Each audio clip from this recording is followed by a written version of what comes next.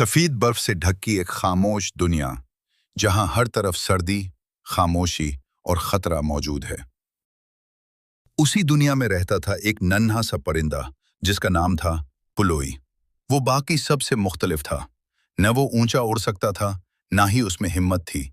लेकिन उसे क्या मालूम था कि एक दिन वही सबसे बहादुर बनने वाला है।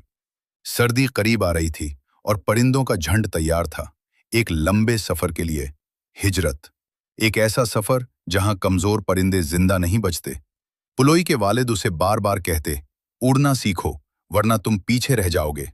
लेकिन पुलोई डरता था। और फिर वो लम्हा आ गया। आसमान पर एक सियाह साया मुंडलाने लगा, शैडो। हर तरफ अफरा तफरी फैल गई। परिंदे चीखने लगे, उड़ने लगे। पुलोई के वालिद ने उसे बचाने की कोशिश की, लेकिन एक बिल्ली ने हमला कर दिया और पुलोई उसके पंजों में कैद हो गया। जब सब कुछ खत्म हुआ, पुलोई अकेला था। न उसका खानदान, न कोई दोस्त, सिर्फ बर्फ, सर्दी और खामोशी। अम्मी, अबू, कोई जवाब नहीं आया। फिर उसकी मुलाकात हुई एक अजीब परिंदे से, गिरों। अगर जिंदा रहना है तो छुपना सीखो, हिलना मत वरना तुम मर जाओगे। पुलोई सीखने लगा, गिरने लगा, उठने लगा और आहिस्ता आहिस्ता बदलने लगा। लेकिन खतरा खत्म नहीं हुआ था। शैडो वापस आ चुका था। फिर एक दिन पुलोई ने एक ख्वाब सुना, पैराडाइज वैली, जहां न खौफ था न सर्दी। और उसने फैसला किया, मैं वहां जाऊंगा। यह सफर आसान नहीं था। बर्फानी तूफान, भूख, थकन। कई बार वो गिर गया, लेकिन हर बार वो उठ खड़ा हुआ। और फिर गिरों उसके साथ आ गया।